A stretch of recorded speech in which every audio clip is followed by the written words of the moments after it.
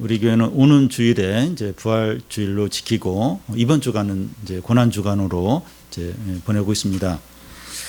다른 해는 이제 고난 주간하면 사람을 덜 만나고 또 행사도 좀 줄이고 이 모든 부분에서 이제 절제하자 이렇게 하는데 이번 고난 주간에는 이제 코로나19로 모든 부분에서 이제 어쩔 수 없이 이제 절제를 하게 이제 됩니다.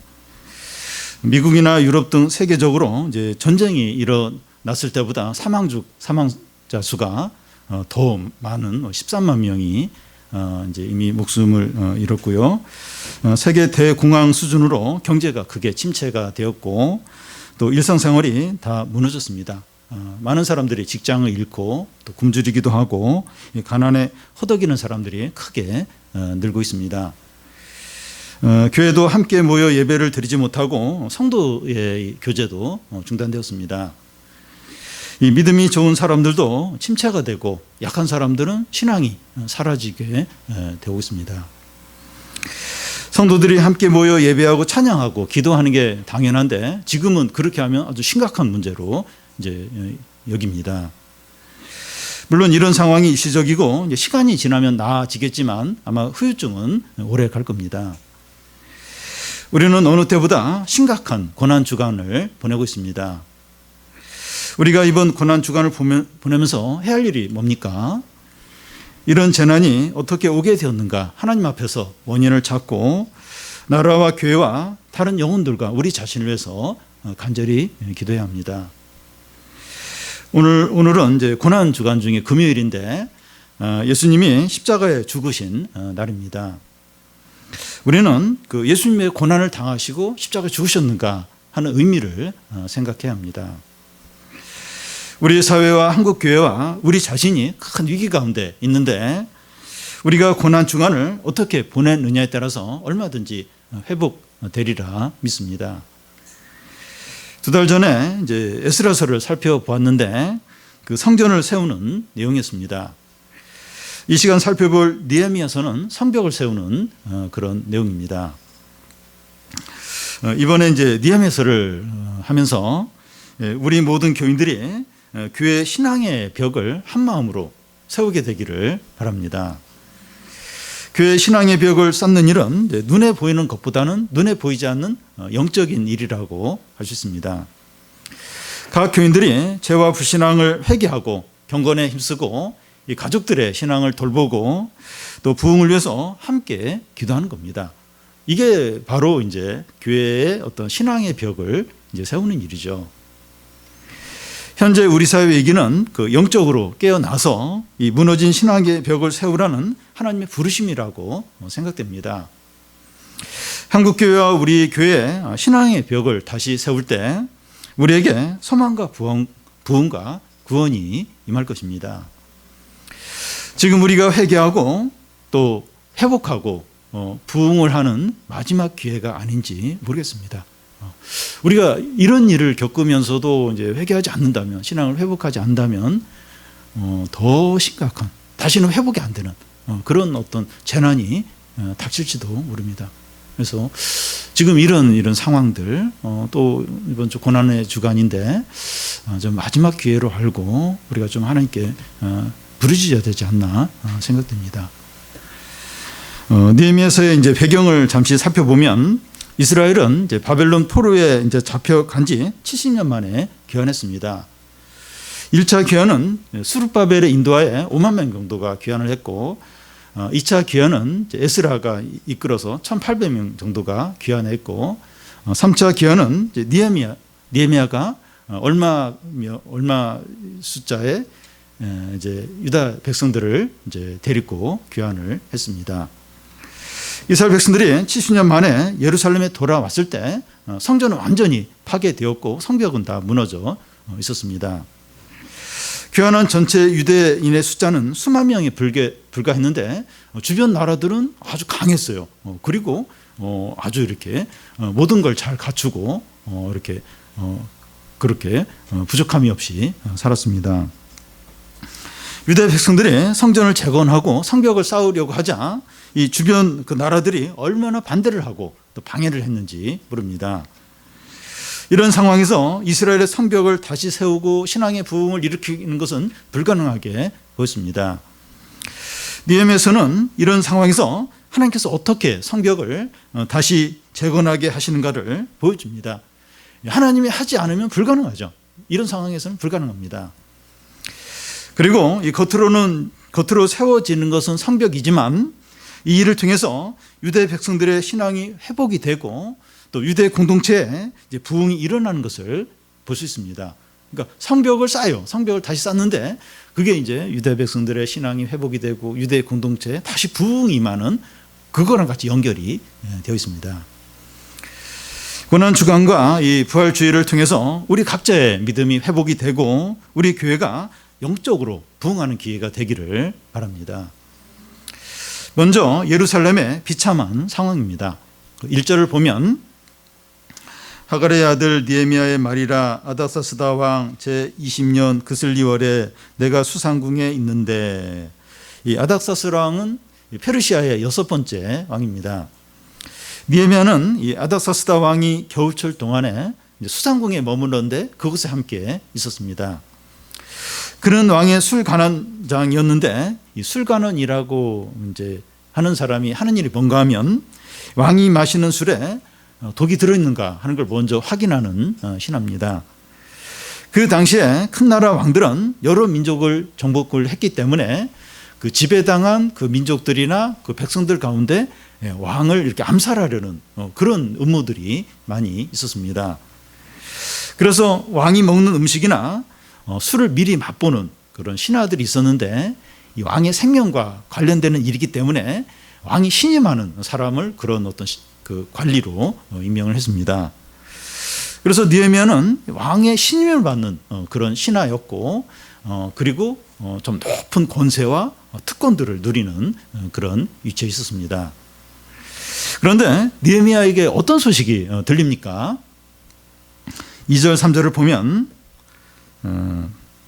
내 형제들 가운데 하나인 하나니가 두어 사람과 함께 유다에서 내게 이르렀기로 내가 그 사로잡힘을 면하고 남아있는 유다와 예루살렘의 형편을 물은즉 그들이 내게 이르되 사로잡힘을 면하고 남아있는 자들이 그 지방 거기에서 큰 환난을 당하고 능욕을 받으며 예루살렘 성은 허물어지고 성문은 불탔다 하는지라. 이 느헤미야 형제 중에 그 하나인 하나니가 이제 유대를 다녀와서 그 상황을 이제 느헤미야에게 이야기를 해줍니다. 그때가 이제 어떤 시기였는가 하면 수르바벨의 인도로 유대 백성들이 1차로 귀환해서 성전을 이제 다 세웠고 58년 뒤에 에스라 인도로 1,800명이 유대로 그 예루살렘에 돌아와서 신앙의 부흥을 일으켰습니다. 그러고 나서 10년쯤 지난 후였는데 성전은 있지만 성벽은 다 무너져 있는 그런 이제 상태입니다. 그러다 보니까 이제 유대 백성들이 주위 나라 사람들의 어떤 충동질과 또 공격과 영향을 무방비로 받는 상태에 있었어요. 그래서 이제 한 번씩 이제 부흥이 일어났다가 매번마다 이제 꺼지는 겁니다. 왜냐하면 이 주변 나라가 자꾸 방해를 해요. 그리고 어떤 그 이방 나라들의 어떤 그런 어떤 풍습이나 어떤 안 좋은 이런 게 계속 이제 그 유대 백성들에게 영향을 주는 겁니다. 그래서 뭔가 신앙으로 회복이 되고 부흥이 일어날 만하면 그게 가만 이제 꺼져버리고 방해를 이제 받았던 겁니다. 마치 성도들이 함께 모여서 예배를 드리지 못하고 혼자 핸드폰을 가지고 예배 드리는 것과 같다고 할 수 있습니다. 그러니까 일시적으로는 이렇게 그렇게 개인적으로 이렇게 예배 드리는 게 이제 가능할지 모르지만 그게 이제 장기간이 되면 그 함께 모여서 예배 드리지 못하고 계속해서 그렇게 신앙생활을 해야 된다면 신앙에 이제 큰 문제가 생기지 않을 수 없습니다. 그러니까 지금 그 유다 백성들의 그 지금 상황이 그런 거예요. 너무 불안정한 거예요. 마치 매번마다 그 이렇게 핸드폰 가지고 이렇게 예배를 드려야 되는 것처럼 주위의 영향을 너무 많이 받는 거예요. 너무 많이. 그러니까 신앙이 온전할 수가 없었던 겁니다. 느헤미야는 이 자기 민족의 비참한 소식을 듣고 어떻게 합니까? 4절을 보면 내가 이 말을 듣고 앉아서 울고 수일 동안 슬퍼하며 하늘의 하나님 앞에 금식하며 기도하여. 이 아메리카 드림을 이룬 한국인들 중에서 이 과거에 고생했던 때를 기억하고 싶지 않고 고생할 때 알던 사람을 만나지 않으려고 하고 한국과 인연을 끊고 이렇게 살려고 하는 사람들이 있습니다.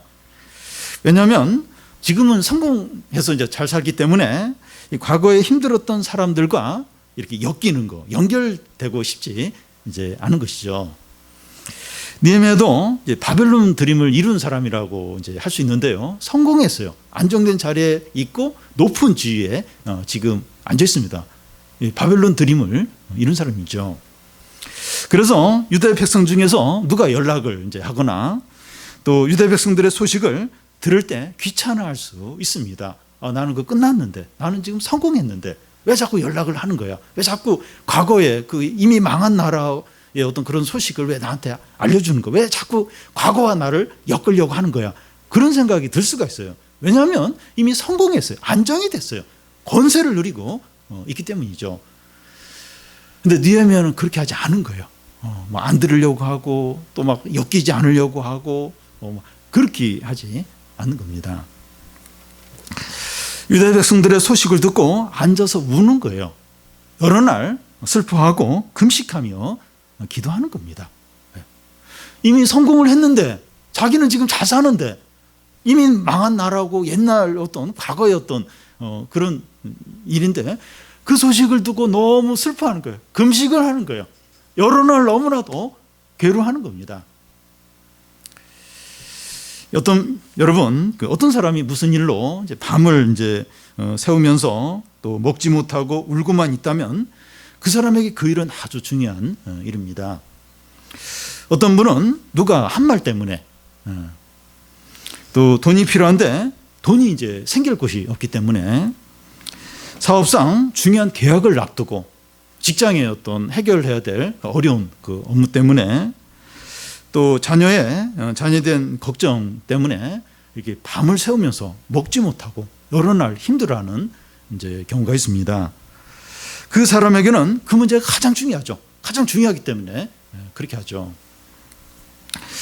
근데 느헤미야는 개인 문제나 가족 문제가 아니에요. 개인의 문제가 없어요. 가족의 문제가 없어요. 그런 문제가 전혀 아닙니다. 근데 자기 동족과 망한 자기 나라의 소식 때문에 자지 못하고 먹지 못하고 울면서 기도하고 있었습니다. 개인에는 문제가 없어요. 가족들도 문제가 없어요. 뭐 먹고 사는 문제 없어요. 그런데 망한 나라, 자기 나라, 동족 이야기를 들으면서 그렇게 여러 날 힘들어하는 거예요. 금식을 하는 거예요. 너무나도 괴로워하는 겁니다. 여러분, 이 자기 자신의 문제나 가족의 문제도 아니고 다른 교우들과 또 교회와 이 하나님 나라 일에 온 마음을 두고 또 그게 안 좋을 때 힘들어하는 사람이 그리스도인입니다. 그리스도인. 자기 문제가 아니에요. 가족 문제도 아니에요. 근데 뭐 교회의 일, 또 다른 어떤 성도의 일, 또 하나님의 나라의 어떤 그런 일들로 인해서 너무 힘들어하는 거예요. 그게 이렇게 뭔가 잘 안 될 때 온 마음이 거기가 있어요. 그 사람이 이제 그리스도인이에요. 왜냐하면 본인이 은혜를 받았고 구원을 받았고 하나님의 사랑을 받았기 때문에 하나님 나라와 또 다른 성도들에 대해 마음이 이제 자연스럽게 이제 가게 되는 거죠. 요즘 이 나라와 또 교회와 다른 영혼들과 자신의 영혼을 돌아보고 또 회개해야 될 때라고 생각됩니다. 우리가 태어나서 지금까지 살아오면서 전염병으로 세계적으로 이렇게 많이 사람들이 죽은 걸 경험한 적이 있습니까? 더 나이 드신 분들은 옛날에 뭐 그런 경험이 있을지 모르지만 이렇게 13만 명 이상 이렇게 전염병으로 죽고 또 이렇게 지금 7주 동안 이렇게 교회 나오지 못하고 교회 나오면 큰일 나는 것처럼 모이지 못하고 이런 적이 그동안 있었습니까? 이 나라와 교회와 우리 자신을 돌아보고 회개하도록 하나님께서 강력한 메시지를 우리에게 던지시는 건 아닙니까? 그렇게 느껴지지 않습니까? 어떻게 이런 일이 일어났을까? 하나님이 이런 일을 통해서 우리에게 강력하게 회개해야 된다. 신앙을 돌아봐야 된다. 하나님께 다시 시작을 해야 된다.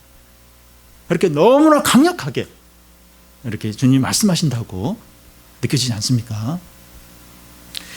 이럴 때 기도하지 않으면 언제 기도하겠습니까? 이럴 때 기도하지 않으면 언제 기도하겠습니까? 다 망하고 다 끝장나고 그때 이제 기도하면 너무나 늦죠. 이거보다 더 심각한 그런 어려움이 오고 나서 그때 이제 회개하고 하나님을 찾고 그러면 너무 늦죠. 지금 우리나라는 또 하나님의 은혜를 베풀어 주셨어요. 확실히 은혜를 베풀어 주셨어요. 물론 뭐 의료진들이나 또 시민들이 잘 했긴 했지만 사스, 메르스 이걸 겪으면서 준비를 시켜요. 다른 나라는 유럽은 그런 준비가 없었어요. 그러고 나서 이제 또 이렇게 코로나가 오니까 이게 대비가 돼 있는 거예요. 하나님 은혜를 베풀어 주시죠. 막 세계에서 막 우리나라 뭐 대단하더래. 뭐 V자 그리면서 그래 우리는 원래 뛰어난 민족이었거든. 그동안 몰랐지. 우리 그동안 무시했지. 이러면서 자랑하고 아니죠. 은혜죠. 은혜. 다시 한번 기회를 주신 거죠. 기도해야 되죠. 하나님께 부르셔야 되죠. 느헤미야는 자기 동족에게 큰 어려움이 있게 된 것을 알게 되자 제일 먼저 하는 일이 뭡니까? 5절부터 6절 중간까지 보면 이르되 하늘의 하나님 여호와 크고 두려우신 하나님이여 주를 사랑하고 주의 계명을 지키는 자에게 언약을 지키시며 긍휼을 베푸시는 주여 간구하나이다. 이제 종이 주의 종들인 이스라엘 자손을 위하여 주야로 기도하오며. 느헤미야는 자기 동족의 문제를 정치적으로나 경제적으로나 또 세상적인 방법으로 풀려고 하지 않았습니다. 느헤미야는 무엇을 합니까? 하나님께 나아가 기도하기 시작합니다. 금식하며 주야로 기도합니다. 우리 사회가 큰 위기인데 성도들이 해야 할 일이 뭡니까? 나라와 교회를 위해서 기도해야 되죠. 기도해야 됩니다. 2장 1절에 보면 그 니산월 왕 앞에 나아가게 되는데 그는 그때까지 4개월 동안 지속적으로 기도를 하고 있었습니다. 자기 개인 문제를 가지고 기도한 것이 아니라 유대 동족과 하나님 나라를 위해서 계속해서 4개월 이상 느헤미야는 계속해서 이렇게 기도를 했습니다.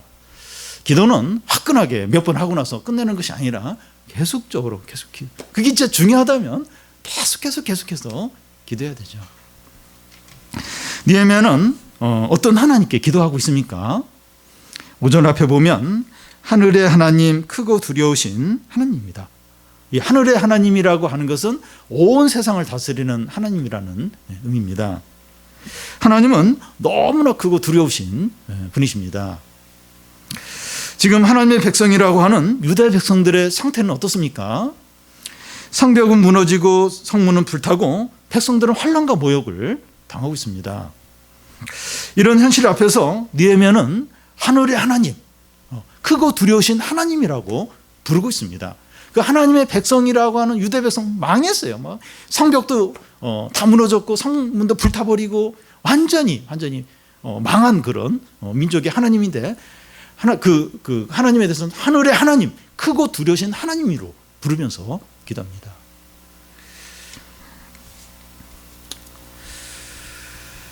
여러분, 우리는 눈에 보이는 것으로 하나님을 평가하지 않도록 해야 됩니다. 우리에게 잘 되는 일이 없고 다른 믿는 사람들 봐도 뭐 대단한 것도 없고 또 교회도 이제 불안정하고 약점이 있다고 해도 그 하나님을 자꾸 미약한 분으로 보지 않도록 해야 합니다. 하나님을 자꾸 우리 안에 제한시키려고 하지 않아야 됩니다. 나는 못하고 나는 부족하고 그러기 때문에 하나님도 뭐 그렇게 무능한 분으로 여기지 않아야 합니다. 하나님은 하늘의 하나님이에요. 너무나 크고 두려우신 또 크신 하나님이십니다. 열왕기상에서 엘리야는 그 이스라엘 백성들이 여호와를 떠났어요. 다 우상 숭배에 빠져 있는데 그들 앞에서 그 아방 앞에서 살아계신 여호와의 하나님의 이름을 부르면서 맹세를 하는 것을 보게 됩니다. 그러니까 모두가 다 하나님 뭐 이렇게 하나님 없다 이러면서 우상 숭배에 빠져 있어요. 그런데 엘리야는 살아계신 여호와 하나님으로 맹세를 그 하나님을 이름을 부르면서 맹세를 하고 있습니다. 아무리 절망적인 상황이더라도 그 하나님은 살아계시고 크신 분으로 여기면 하나님은 살아계시고 크신 분으로 일을 하십니다. 우리가 믿는 대로 하나님은 일하세요.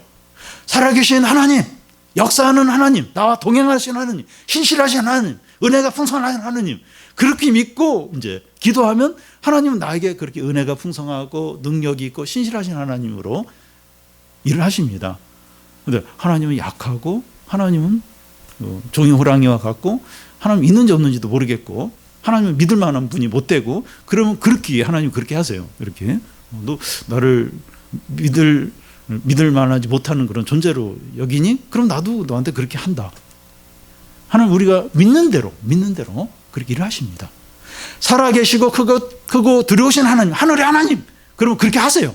온 세상을 다스리시면서 역사하는 하나님으로 우리에게 일하시죠. 느헤미야는 이제 기도를 시작하는데 어떤 기도를 합니까?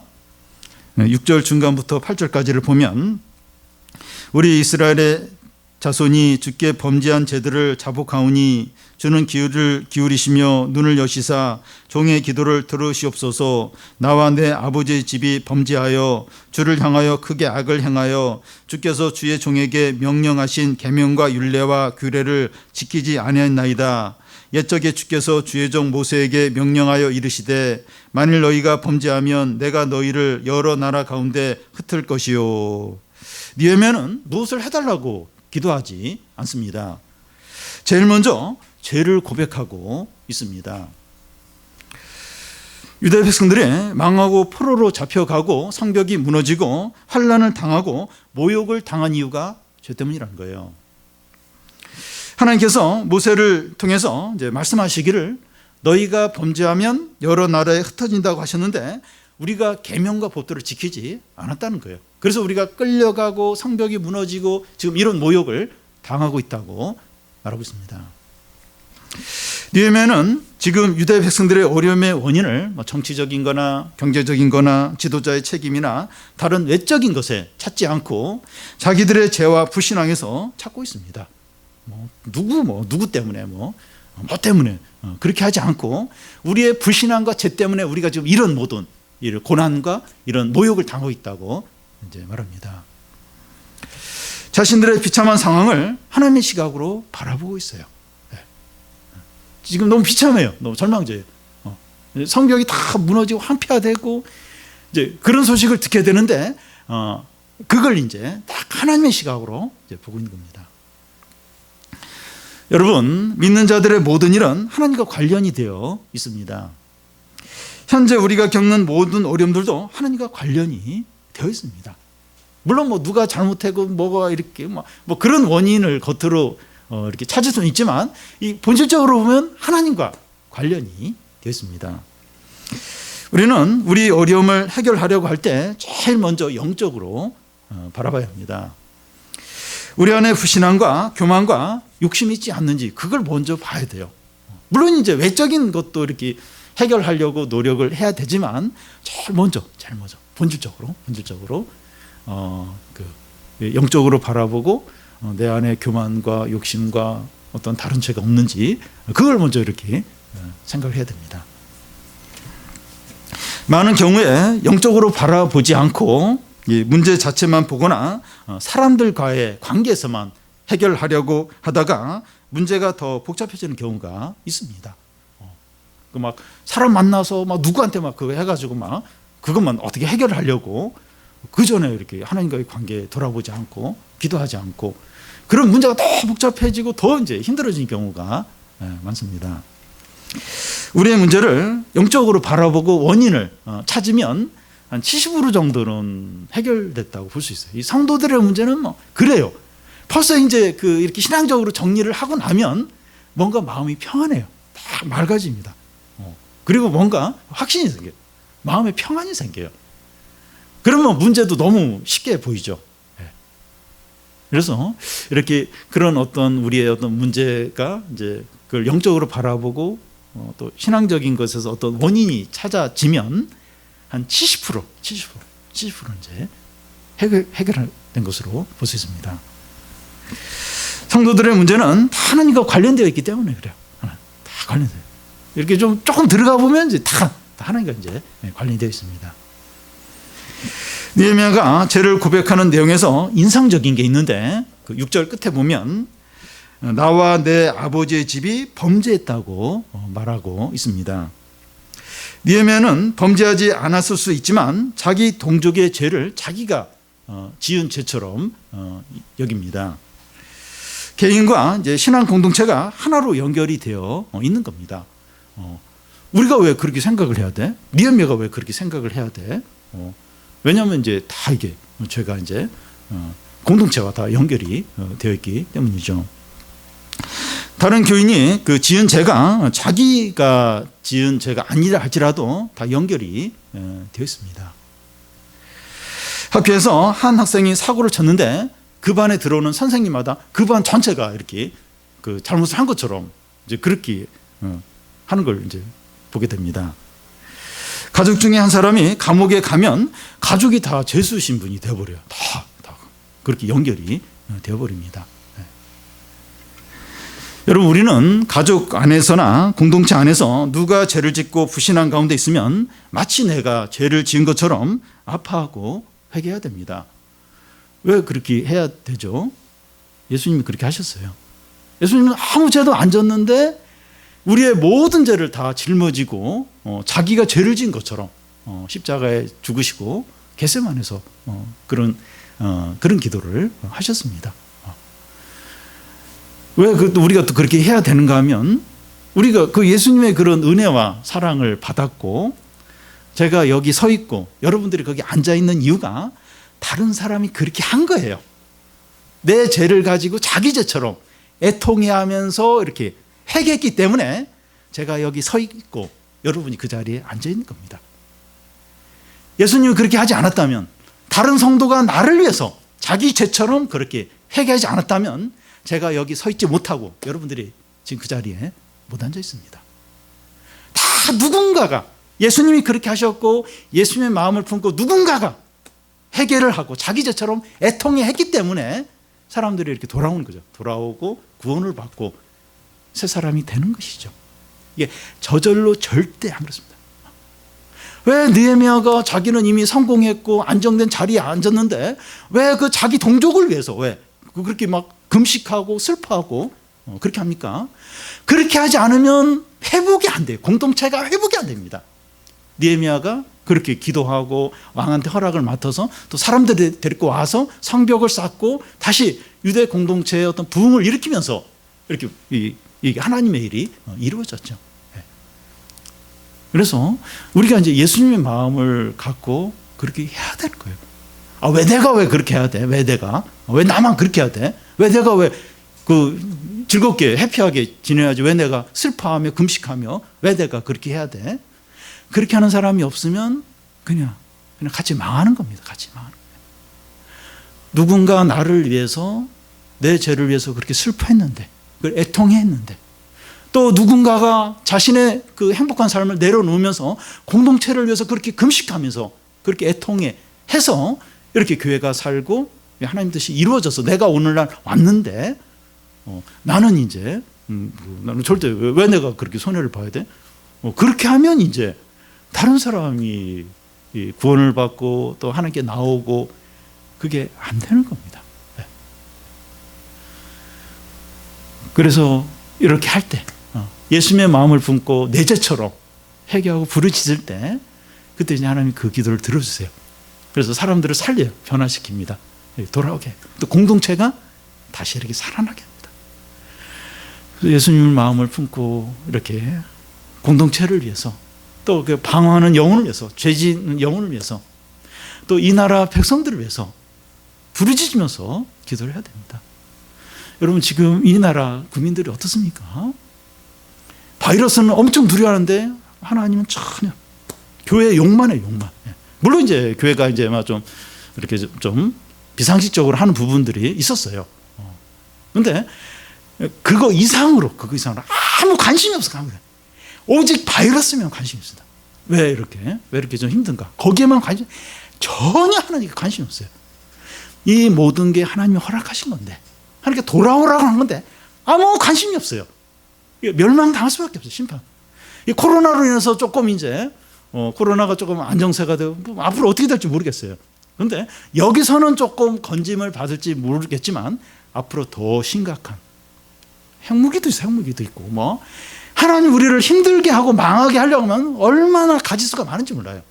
근데 하나님 안 찾아요. 이런 어려움 겪고 또 하나님의 은혜로 지금 이렇게 다른 나라보다 이렇게 좀 수습이 돼 가는 과정인데 절대 하나님 안 찾아요. 하나님. 이 백성을 위해서 기도해야 되지 않겠습니까? 회사 동료들, 이웃이에요. 학교 친구들이고 동료들이고 같은 민족이고 같은 동족이고. 근데 지금 이 동족이 그래요. 이 나라가. 기도해야죠. 우리 교인들 가운데서 또 이렇게 예배를 못 드리니까 더 약한 사람들은 더 약해져요. 더 하나님 멀어지는 거예요. 그런 분들을 위해서 우리 가족들, 우리 자녀들을 위해서 또 우리가 아는 사람들을 위해서 기도해야 되죠. 예수님 마음을 품고 그들의 죄와 이 불신앙에 대해서 내 죄처럼 애통해하면서 예수님이 그 겟세마네 동산에서 아무 죄가 없어 아무 죄가 없는데 이 잔을 지나가게 하소서 지나가기 원한 근데 그러면서 그렇지만 아버지 뜻대로 하옵소서 그 잔을 마시잖아요. 그러고 십자가에 달려 죽으시고 그래서 이제 우리가 이제 이렇게 구원을 받고 또 예수님의 마음을 품은 자들이 또 나를 위해서 저도 얼마나 방황했는지 몰라요. 예수님 믿을 때까지 믿기 전까지 믿으면서도 막 그렇게 헤매고 그런데 그렇게 예수님 마음을 품고 기도한 사람이 있어서 제가 지금 이 자리에 있는 거죠. 우리가 지금 이 자리에 앉아 있는 거죠. 그렇다면 진짜 다른 영혼들에 대해서 아파하면서 예수님 마음 품면서 부르짖어야 돼요.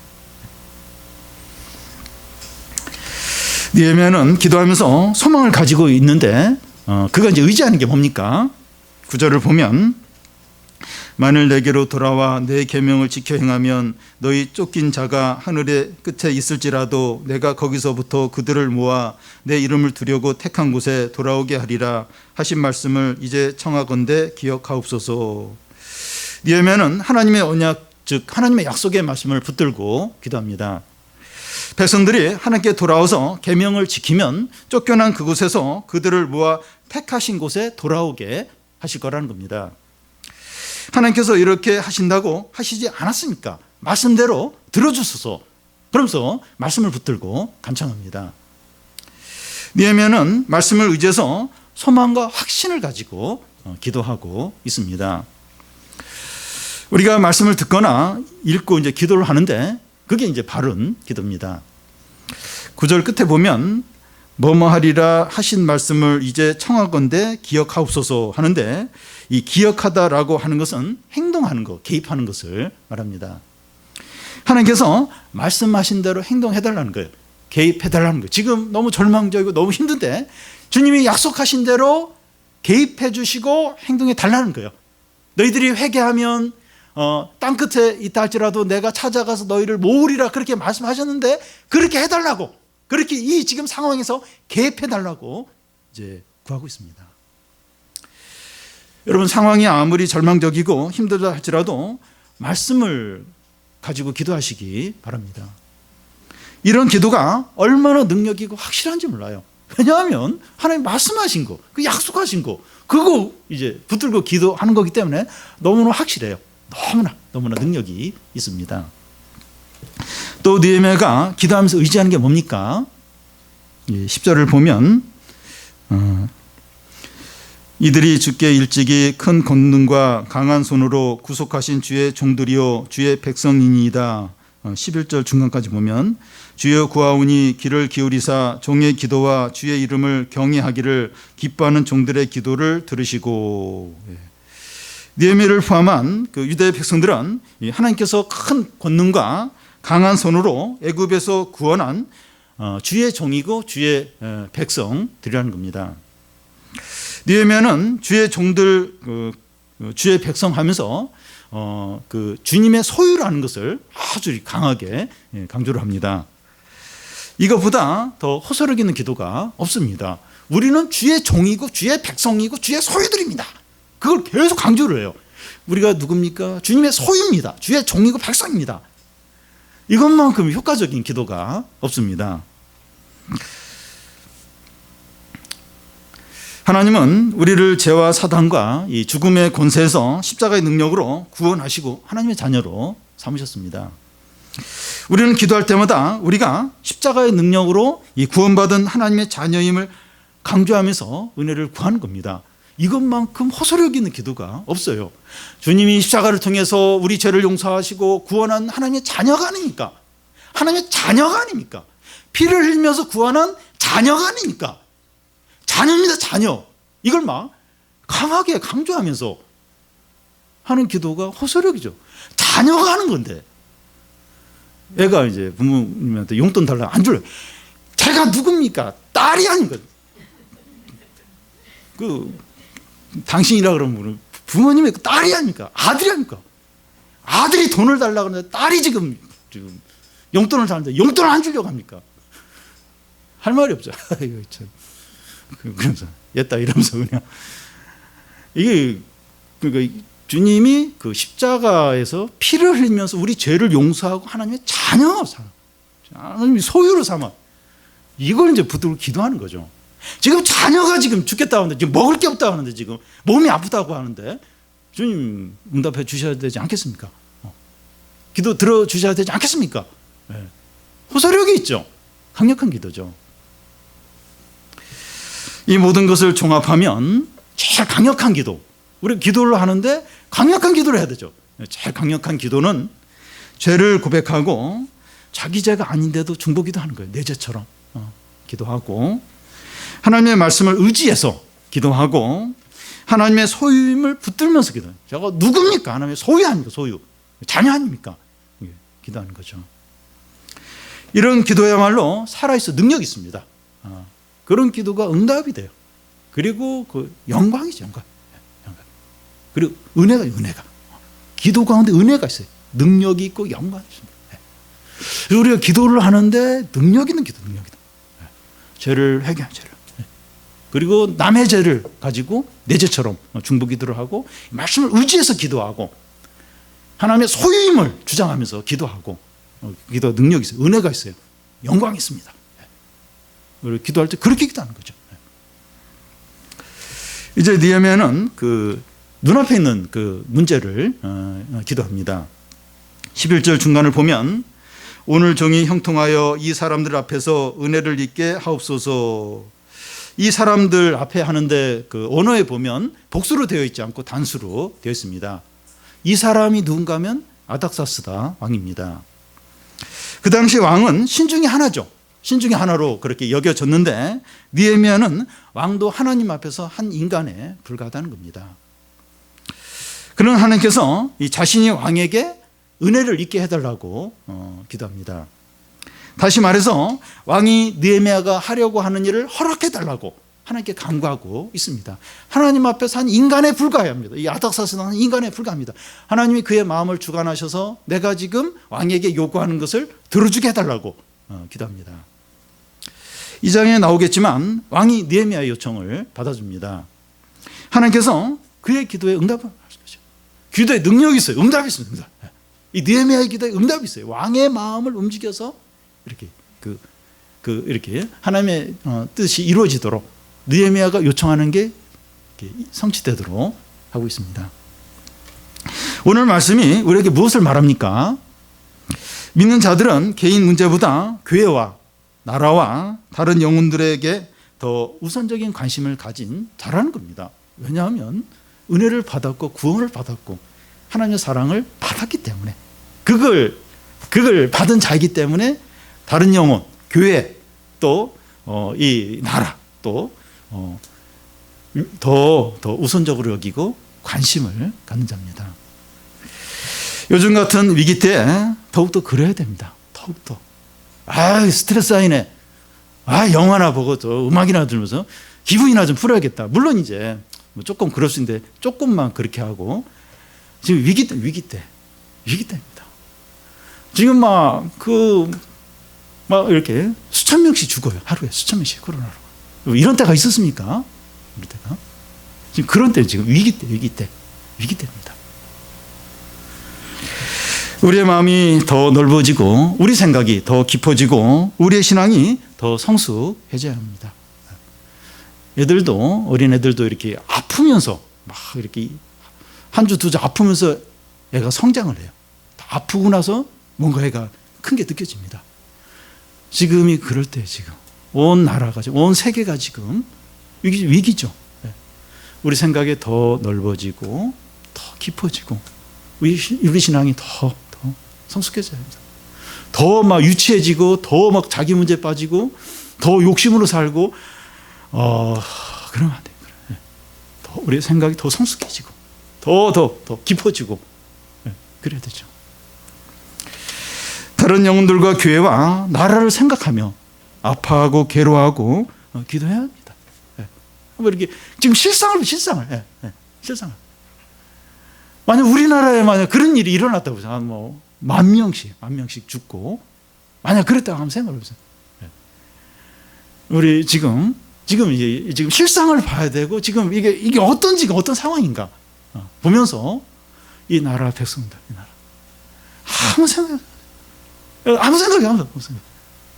뭐 교회 욕하는데 막 이렇게 열을 내지 하나님 아무 관심 안